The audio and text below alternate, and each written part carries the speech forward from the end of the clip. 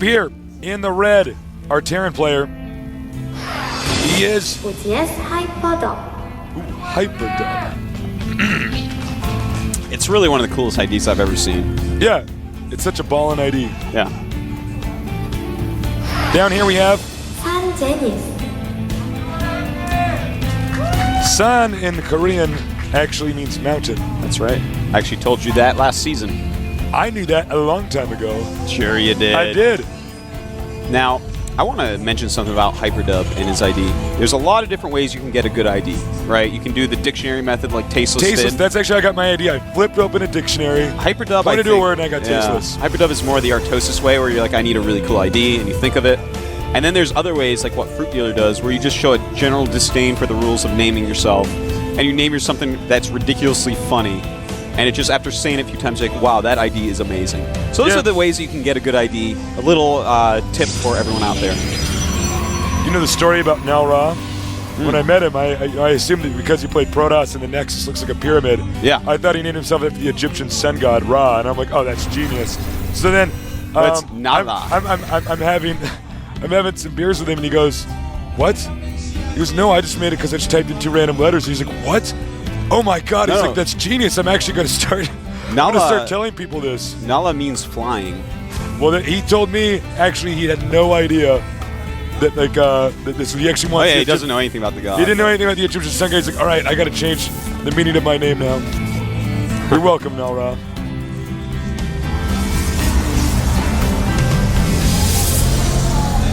But yes, ID is very important. And Hyperdub, very good ID. Now that the game's actually picked up and there's stuff to talk about. That's right. Terran, I love it when that happens. I love when that happens. Reactor on the way. And we could potentially see, excuse me, Factory maybe coming up next here. Well, actually, perhaps not. No gas here from the Terran. You might just want to get several Marines out. I do like reactored barracks openings, I have to say. Marauders are good and all, but I like getting a lot of Marines early. Well, there's so much stuff you can do with Marines. Yeah, and they block Void Rays as well, so it's nice to start them out. And of course, in this supreme early game, there's not going to be a lot of pressure on a Terran player because of wall-ins. So the reactor that takes so long to make, getting it first, I just like it tasteless. It's just something I do reactor opening builds as Terran more than I do Tech Lab. Tech Lab feels stronger at first, and then you realize you can actually get yourself in these really difficult situations. The reactor opening is just kind of a little bit more robust in a lot of ways. Yeah. Protoss player here, going for warp gates, getting a second gateway out. I wonder if we're going to see a 4-gate rush. No, robotics facility. This is the style that I like to see in Protoss vs. Terran, getting that quick robotics. A lot of people have been favoring warp gates. A lot of people have been expanding off of just a few warp gates and everything, but I don't know. I am all for this safe, secure observer play where you actually figure out what's going on and then adjust. I think with play like this, a player that favors this style over just making a bunch of units off of warp gates, I feel is going to be a more long-term go-to. I feel like San Zenith is a name that is going to be around for a very long time because he is actually learning how to play in every situation because he scouts them all. True words here. I'm curious if we're going to see multiple Immortals like we did see with that was so cool because that actually handled everything quite well. However, in this case, we don't have the Tech Lab first, so it's not going to counter Immortals.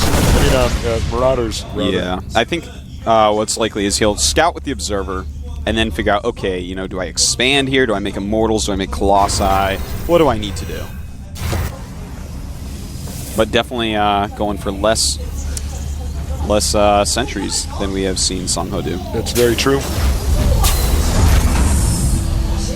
Looks like we're going to see a similar timing attack here. He's going to get Maybe Banshees. A Raven? No, Raven, excuse me. Yeah, I like that. When you open up the 2 barracks, it just seems better to go Raven first so you have point defense drone, but I'm fairly certain, Tasteless, that we will see Banshees after the Raven. Oh, yeah. I mean, you already got the Tech Lab here. And I like it, man. He's already making a Nexus, so San Zenith gets his Observer and expands. It's like StarCraft I. You're going to see something constructed over here, possibly a pylon. Maybe the probe is just on the probe is like in timeout. He's like, go sit in the corner. Oh, what's he gonna do? There we go. Robotics bay. Huh. Well, Colossus. You know, this timing rush might actually hit. Ooh. Nice. Okay. He realizes there's a Raven out, and I think that as long as he realizes, okay, a Raven made me see that, throwing down the second starport, yeah, he's going to go mass Banshee with this point defense drone. Very strong rush, but knowing that a Raven is out is going to tell him what this build is. He's going to know there's going to be Ravens and other stuff. And look at that. Stargate. All right. That's I what love I when I see these guys reacting to each other. Yes. Canceling a building and going Stargate. I like it. Now, the robotics support bay, he's going to have Colossus out, but of course Banshee's extremely good against that. The Colossus is going to be just for trying to clean up as many of the Marine Marauder as possible, but I don't know. It's like such an expensive thing to get. I almost feel like I'd want just a bunch more units that can actually hit Banshees. You know, maybe just go a few Immortals out of there because they're a little bit cheaper, and make more Stalkers and make more Phoenixes. But we'll have to see if he can hold off with this build. Protoss' economy looking pretty good this game. As far as the conditions for winning are actually quite similar to the game we saw before. It's like Terran is going to do a timing attack off one base. Yeah. A Warcraft 3-esque build. And we're going to see if that can stop a StarCraft style build, which is going to be more invested in kind of stability and map growth. Ooh, this is actually a really quick timing on it with the two starports. I thought he was going to leave a little bit later so he'd have more Banshees involved, but this is actually a great timing on it. Not a lot of units for San Zenith yet. San Zenith might have to ditch the Nexus, actually. Yeah, he may have to just walk up his ramp at this point, but I don't think he's going to. No, he's not going to go for that. I can't believe he's warping a cannon right now. It's not going to be enough time if the Terran attacks. Considerable amount of units here. He sees it. He knows. Some SCVs are down here to help repair. And there's not a lot of Stalkers, so the point defense drone isn't going to do as much as he may have had planned. Here we go. Nice. Yeah, good force fields there, but just so much damage coming from Banshees and Marine Marauder. I think that he's going to be able to clean this up very fast. Phoenix is doing a decent job, but just too many ground units left. Actually, the Protoss is going to hold this up. Probes coming up from the bottom. Those force fields did a lot better than I thought they were. Whoa, I mean, the audience is actually going crazy out here. That was actually a wild battle. San Zenith is just like, you know what? No. Yeah, no, that tipped in his favor very suddenly there. Well, the Immortal had some great shots in the Marauder. Yeah, look at that. 12 kills. That is an Instructor Immortal. I would want to be taught by that Immortal. This Immortal is actually a serial killer. Yeah, this is actually some really great play by San Zenith. I'm very surprised he held that. That seemed like just a great timing attack by Hyperdub, but at this point, we may see another OGS player, another player who got very deep, get eliminated quite early. Oh! Sick. Swooping in with that Phoenix. Phoenixes are so badass when they fly around. Yeah. They're so cool. Well, this Banshee's a little bit late. He like slept in. He's like, what happened? Oh no.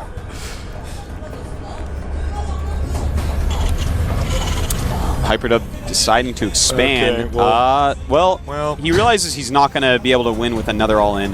The Immortal, by the way, is now a master with 15 kills. That's pretty wild.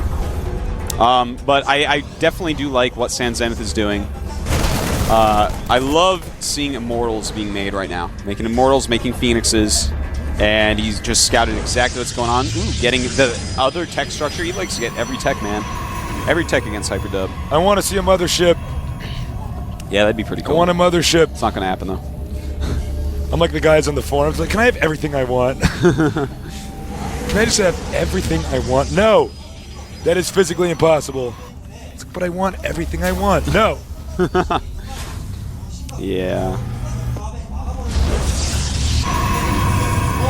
San Zenith is basically just kicking back. Yeah. No, he's in great shape, man. He could actually crack open a beer and finish this game. He could make an expansion if he likes. The fact that this base is going up, I'd almost like to see an expansion go up, but... Takes out the SCV. Oh, that's really cute. That was pretty cute. All right, well, before the economy can explode here, for Hyperdub, who may have a better name than Sense and does not have a better situation. Yeah, I would say it's a better ID. Hyperdub is such a cool ID.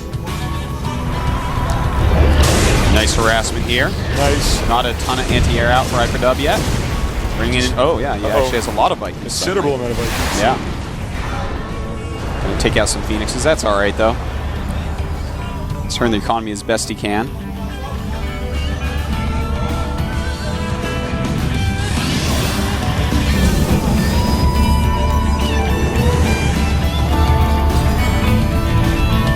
More Phoenixes coming out here. Sort of just kind of waiting for him to finish him off. Now let's see. Can OGS Hyperdub stop this attack? Because somehow Sans Zenith actually stopped Hyperdub's attack, which actually made my head almost explode. Yeah, you know, right now there's a lot of Vikings and, you know, just 3 Banshees up there right now. Good amount of Marauders Zealots. here. And these Immortals will be quite strong against them. Zealot Charge just finished, and I think that's what's going to make the difference in this battle. Pull the Phoenixes back. Let the Zealots charge in. Clean up with Immortal Sentry. There you go. That's the plan. Here we go. But he pulls them straight up, and nice force fields right there, cutting the Terran army in half, making the Zealots get to them much easier. And this is not looking good for Hyperdub. Zealots just killing so much here. But it looks like the Vikings are going to be able to hold off. More units being warped in. Hyperdub's still in this. Yes, he is. Kills that army of Sans Zenith. And this is what we were talking about a lot yesterday. When you're ahead, Tasis, what do? Do you go try to kill him? No. No, you try to get more ahead. Take an expansion. Hope you kids are taking notes. Yeah, this is quite true. Even some of the best players in the world don't understand this yet. This is a StarCraft I pro gamer concept. You don't try to kill when you're ahead, except there are situations, of course, but... Well, there are perfect timing attacks. When you're like, okay, I'm ahead. But when your opponent makes a blunder, it's actually just much safer to be like, okay, like, after that attack, you could have just taken the gold. Yeah. Be like, all right. If they make a big blunder, you take another base, and you're good to go. I mean, he's not going to be able to kill you. You killed all his units already, man. He's not going to attack you, what? Of course not. And if he does, he loses. Of course, unless you did something ridiculous like damage his economy and kill his army, then he is going to all-in and make a bunch of units, but that is a lesson for another day. Professor Tasis and Artosis here. That's right. I have a doctorate in economy. I have 2 doctorates. StarCraft economy, not the useful one. He's actually going to go for... Now that the match is actually even out, I think... Once again, we're going to see Hyperdub just try to go for a kill move here. Yeah, but if he has Psystorm ready, which he doesn't quite yet, it's almost done, though. It's very close. Is he going to try to feedback? Feedbacking the Medivacs. Beautiful move right there. They're not going to be able to heal. Psystorm, almost done, almost done, almost done. And a lot of landing Vikings here. Can he hold it? He has that Immortal, which is going to just crush through. And the probes have decided to join the battle. Good units against Marauders, but does Sans Zenith have enough here? Immortal being target fired. Wow, these Immortals doing such great damage. But there are photon cannons in here. He's just got to hold this side. The Marauders coming in doing a lot of damage. High Templar just walking in to get shot. We got more units being warped in here. Oh my God, is Hyperdub actually going to come back? Yep. It looks like it. All the probes are coming down here. It looks like a centipede. Not the human centipede, though. Thank God. Thank God. He needs to hold up this attack. Too many blunders here. That's right. These Marauders now are doing such damage, being micro back and forth. And Sans Zenith with nothing left. GG, we're on to game number 3. Whoa, Sans Zenith actually botched that. OGS Hyperdub is like, yeah, this is... I feel like I'm going to harp on this for another 2-3 seasons before all the pros realize that when you're ahead, try to get further ahead. Don't try to kill. That is just the way it is. I do agree with you. With the blunder he made there, it's like just expand. Yeah. You know what I mean? Just take another base. He can't attack you. Yeah, your army actually have an army. Yeah. You kill his army. You don't just make more army and attack. Yeah. No. Defense normally goes to the defender. One thing about Zelnaga Caverns is it has those 2 hallways. Yeah. It's not a large. It has a large area where you might have to defend from, but if it's big army versus big army, you're going to have to get, you can't just walk into that because it acts as a funnel. So then your strong units can't get in there, so it's tough.